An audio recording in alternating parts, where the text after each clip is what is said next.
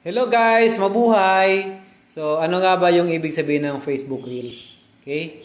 So, ito yung video format complete with music, audio, AR effects, and other options. Yung AR effects, ito yung mga computer-generated effects. So, sa FB account natin, ina-allowed tayo ni Meta na gumawa ng Facebook Reels na up to 90 seconds. Okay? Then sa mga pages, kung meron man tayong mga pages, Facebook pages, so allowed tayong gumawa ng up to 60 seconds. Okay?